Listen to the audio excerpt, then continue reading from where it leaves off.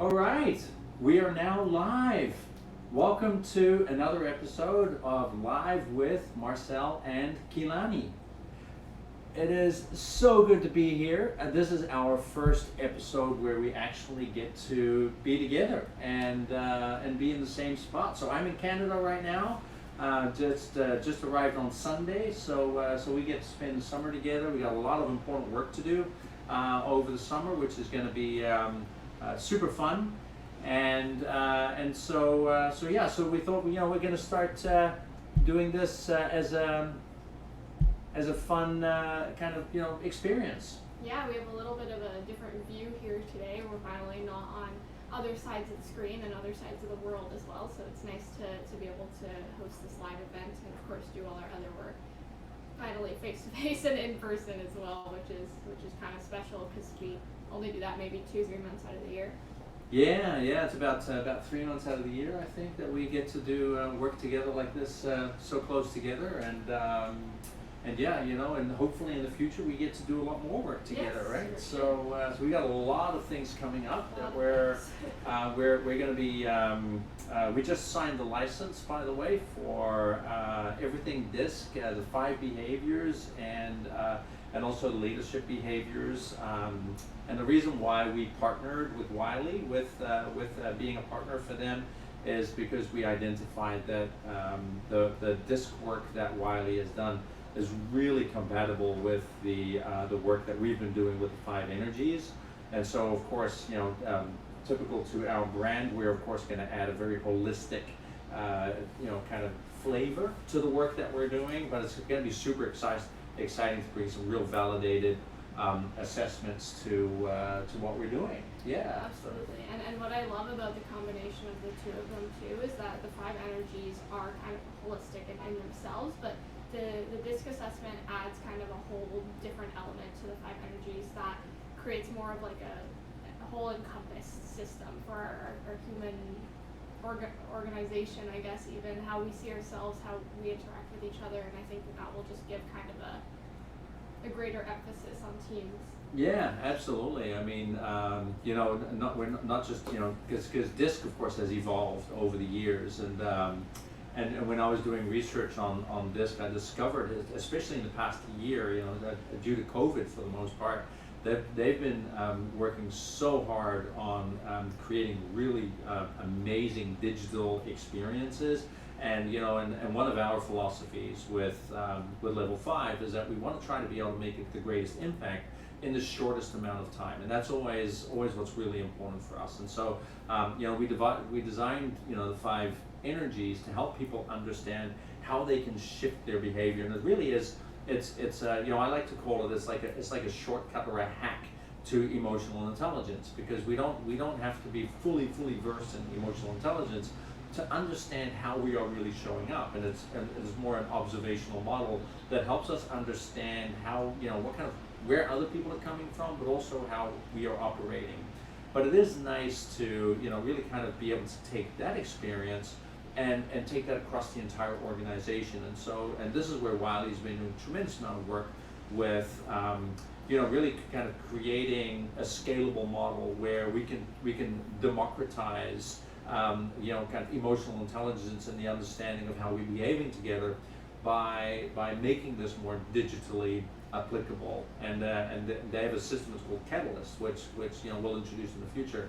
But really, where every single person in your organization can go through this process of learning how to get along with other people. It's just on an app on their phone, which is pretty incredible. And so there's so much amazing stuff that we can do that's really going to make a great impact in the shortest amount of time, and so adding the 5 energies to that, we really believe that's going to be just such a powerful tool for any organization or any team, that wants to, make a great impact and actually, kind of outperform where they may have been in the past, right? And so ultimately, we want to work with those organizations and those teams that want to be that kind of the next Ferrari, right, of their organization. And so what is that going to take? It's going to take some scientific modeling and some great approaches and some innovation, right? And so that's where we are working really hard, is to really create an innovative process, but at the same time also leveraging on this work that these giants have been doing over the many decades, and highly validated stuff that we can really lean on, which only makes it more powerful. So yeah, so super exciting stuff. We have our whole summer is full of work and trainings and all of that kind of stuff to really kind of be able to make sure that we can bring you that best experience possible. So that's what we're really looking for. But today, of course, we thought of a big topic, right, for us is that multi-generational leadership. And of course, me being Kilani's dad, being 56 years old, and Kilani being 22. We're in that perfect space of understanding that generational divide, and I'm sure that every single one of you who's a parent also understands that there is a generational divide. And what's interesting about this is that when we are looking at organizations, right, and especially people like if you're a leader in let's say my age group, and you're not considering the challenges that might happen when once the Gen Z population starts entering into the workforce, you're going to be up for a big surprise, because this is a whole new generation of people, extremely wise generation of people, but at the same time they require a little bit of a different approach to leadership. And the reason is because we've raised this generation to think differently about leadership, right? It's we've created a generation that believes that as growing up that everybody is a leader, and the reason why is because leadership is not a job position, and youngsters from today have been exposed to the research on leadership and all of that kind of stuff, and so they're aware of that. And so simply being in a position of authority doesn't necessarily make you a leader with this generation, and it's not an automatic given, right, that you're going to be regarded as a leader simply because you happen to have a senior manager or a director or a C-suite level job description. So we really feel that that's a topic that's going to become highly relevant. But it's also what's interesting. I don't know about you, but I really sense that there's how do I put it? Like a lot of companies aren't necessarily preparing themselves for this. They're just kind of going, we just came out of COVID, and we're figuring out the whole hybrid working process and how to and now all of a sudden we got to focus on Gen Zs, right? But there doesn't seem to be a lot of proactive input. How are you experiencing that? Yeah, I definitely agree with that. One thing that I've come to understand through conversations with people in both generations is that it seems that people are kind of ignoring the generational gap. It seems that a lot of people, in professional settings at least, will say that there's no problem, everything's perfect, everything's running fine, we have systems in place. However, when I speak to people kind of outside of that professional setting, everyone's saying, oh, there's definitely a generational gap. It's hard to communicate with the younger generation or the older generation, and there's a lot of conflict or headbutting, and I think that's really fascinating to me, first of all, that there's kind of a difference in the two different contexts. Different experience, right? Conversation. But another interesting thing is that when we're looking at this generational gap, one thing that I've found is it's about people, right? It's not about the systems that are in place necessarily, though those systems can help. It's more about the people. How are we helping the younger generation transition into the workforce, and how are we helping the older generation adapt to this wildly different generation, right? Yeah. And what's interesting is when I speak to a lot of people who are responsible for helping these transitions, they say, oh, we're good, we have systems in place. We know we're working to add systems, but at the end of the day, it's not so much about the systems as it is how do we help each individual person, right? And what I really like about that is how the Five Energies helps people, and that's kind of what really brings the power, I guess, to the conversation for me, is that the five energies isn't just about, you know, how do we help these people transition into a new role, but rather how do we help this individual person bring themselves to their potential so that we can create an organization that can, you know, adapt to their mission or whatever they want to achieve, right? Exactly. So I think what you're saying is rather than looking at it from kind of an organizational perspective, is be more holistic and actually bring that down to a more micro level of, you know, each individual, and then scaling that up rather than taking the kind of, you know, what happens in a lot of organizations is they take an organizational approach and then they put a system in place and they try to scale it down. Right, you know, so they start with, you know, kind of, hey, listen, you know, we'll start with the C-suite leadership team, right, you know, and then it gets scaled down and watered down so that it ends up trickling down to the individual. And I think what you're saying is let's turn that upside down. Let's find something that we can scale in a way where each individual feels like they're being set up for success.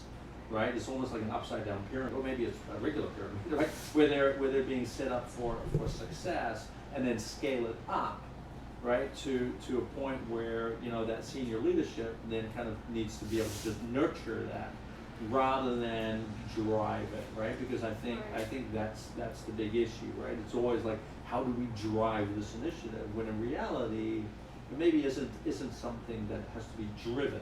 It just has to be something that has to be nurtured, and that's a different energy. Right, absolutely. Right? And I think that those two different perspectives it shows the generational gap right there. Is that idea of the top-down leadership is more the Gen Y, Gen X's, whereas the bottom-up leadership is more so the Gen Z. And I think that's why that's coming up for me, is because, like you mentioned, I as a Gen Z have been taught that each of us are leaders. Yeah. Each of us are our own individual human that can add a lot to the potential of the company. And it's not to say that, you know, Gen Ys and Gen X's don't see that, but it's just when it comes to the organizational structure, it's time for a change from that top down to the bottom. Yeah, and I think what you're also saying is that it's not even necessarily about, you know, leadership seeing it. It's whether or not a Gen Z comes into the workforce. Let's say they come into the workforce as an intern or as a receptionist or whatever that it is. They come into the workforce at that bottom level, but that they feel like they are being appreciated as, like, you know, as leadership potential or as a leader or, you know, somebody who actually adds value to the organization. And that if they feel that way, if they feel that connection, that they are willing to go the extra mile and that they're willing to really kind of feel connected to the organization as well. I think that's what you're saying, right? Yeah, and of course that's a completely different approach because, you know, in the past, my generation is like, you know, suffer, right? You know, you have to suffer when you come into that kind of entry level because, you know, we have only those people with a certain mindset that, you know, have to overcome all of these challenges to then be able to kind of be worthy of, you know, a leadership position, or they have to earn it, right? And it's kind of like, you know, as what you're saying, we need to be able to shift that and say, you know what, everybody is a leader in this organization, and it's up to you whether or not you want to step up as a leader or not want to step up as a leader. But we treat everyone as, you know, you can be the janitor, you know, and have leadership qualities. Right, you know, and you can be, you know, it doesn't matter what your job position is, but we are all potential leaders, permitting that we feel safe enough and we feel supported enough and we feel encouraged enough to actually speak up, and that our voice, you know, even though I might be new in the workforce, right, but that my voice is just as important, right, as the voice of a C-suite level senior executive. Right, and I think it's important to note too that, you know, this conversation isn't just about making the Gen Zs feel comfortable, but rather this kind of reminds me of, I forget the name of the experiment, but it's a super famous psychological experiment where it's the one with the kids at school and they tell half of them you're the smart ones and they tell half of them you're not the smart ones, and it reflected in their grades. Turns out, you know, all the kids come from the exact same level, but because they've been told that they're not good or they've been told that they are good, the good ones become good and the not good ones become not so good at school, right? And I think that the same thing can reflect in well, any situation, but organizations for sure. And the reason why that's so important too for the entire organization is you may have someone who's going to increase your productivity, increase your efficiency, increase, you know, the bottom line by however much. But if they're maybe a little different than what you're used to, and then you're not giving them what they need to spread their wings and build into what they want to be, they're never going to be able to step into that role, right? Yeah, because they're always trying to meet my expectations, Right. and because I'm a different human being. You know, I'm framed differently as a human being. They're not going to be able to operate within my scope of, you know, what my psychological breadth is, because it's my brain, not yours, right? Yeah, that makes total sense.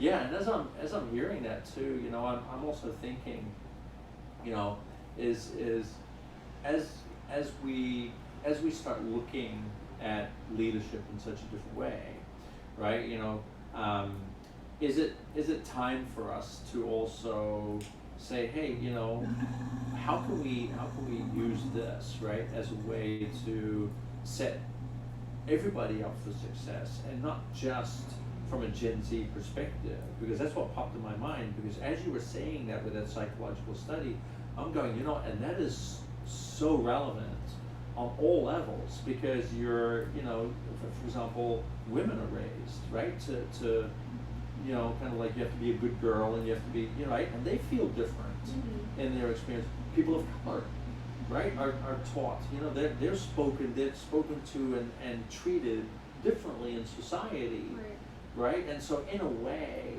there's a big kind of voice telling them that they're different, and you know, and so is it possible that we have, you know, kind of a model here also for you know, diversity, equity, and inclusion, you know, that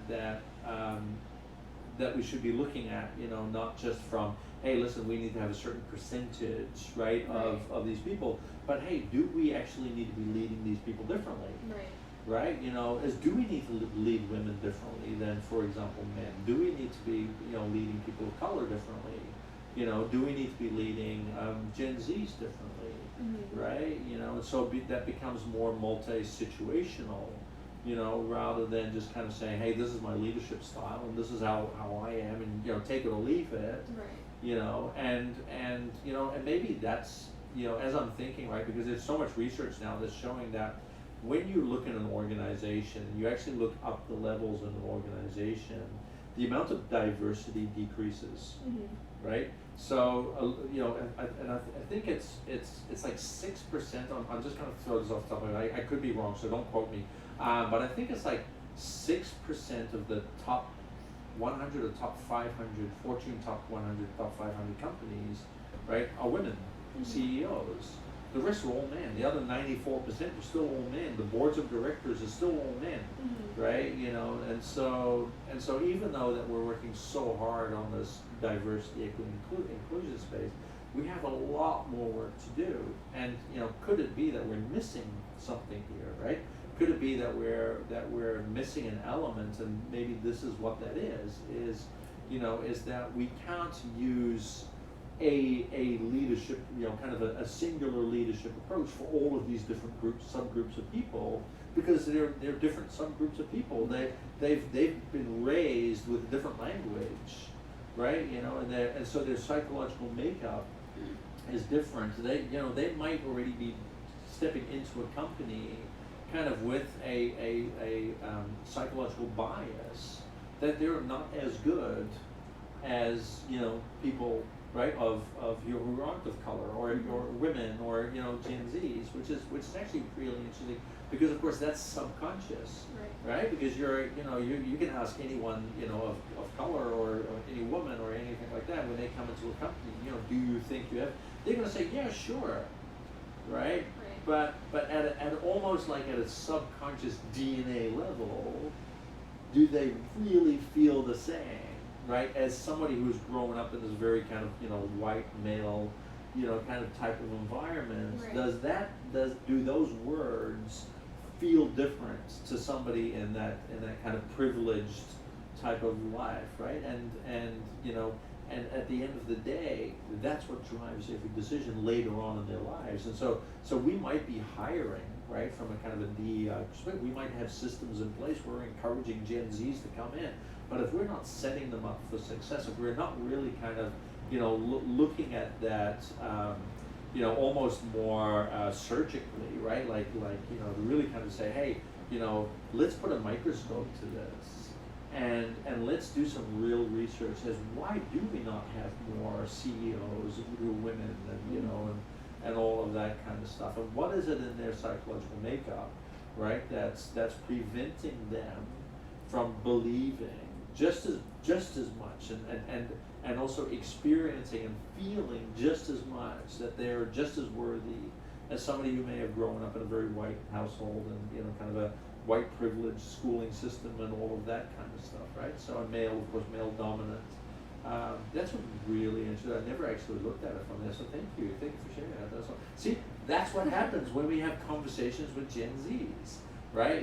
So this is exactly an example of why we do need to be having these conversations, and we need to be able to set up a kind of an environment where it is okay for us to share, and have conversations about this and say, hey, how can we do this better, right? So thanks for sharing that. That's awesome. I love that. So I think that's pretty much all for us today in our episode. So if you are a person who is hired into a leadership role, right, in a senior management role, take this away. Is think about this. What are you doing at a microscopic level that's setting your different groups of people from a diversity standpoint, and what are you doing to set each and every one of those groups of success? And please don't tell me that, well, yeah, we're recruiting people and we're doing all of that, and we're making sure that they have, because that doesn't work.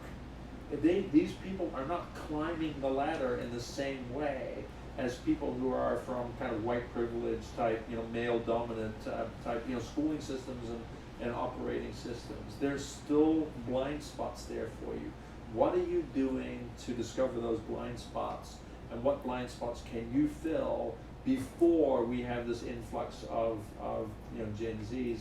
And maybe that's how we stop the Great Resignation as well, because think about, such a phenomenon now is this Great Resignation of everybody leaving, and a large part of that of everybody leaving is because people are starting to value different things, and so they don't want to spend their careers just suffering, and surviving in a career and a job. They want to have something that has more meaning, and that's and there's a lot more to that. And so if you have high turnover in your organization and people are leaving and you don't know why, right? It's simple. It's because you're not doing the research. You're not figuring it out. You're not exploring those blind spots. So, go out and find those answers. And the only way you're going to do that is by talking to your people and actually listening to them, and find out the deep psychological drivers as to, how we can set them up for success in a way that makes them want to contribute to us, because that's not a given anymore. We can't just kind of say, well, people should be doing this, or they should be doing that, or they should be suffering, because guess what? There's in the near future, you're going to be alone because people are not going to want to work for you anymore. It's going to be up to you to change. And what are you prepared to do to think about that change? In our conversation, I think just proved that, as well as that there's so much wisdom in this generation that we can. Of course, my kid is brilliant, just like your kid is. But think of every kid that comes into your organization is equally brilliant, and they have so much to offer. Right. So thank you, Kilani. That was awesome. So that was all for us. And if you have any questions, send us a text. And of course, you can always join us at the Leadership Gym. That is our bi-weekly free session. You can sign up for that. I can put the sign up link in one of the comment boxes, and you can stay in touch that way. So and of course, visit our website, levelvpartners.com. For more information. We can have lots more great conversations because we love this stuff. All right, so that's all for me. Yep, same here. Thank you, and see you at Leadership Gym. Yes, Leadership Gym. Let's do it. All right, I'll see you guys. Bye.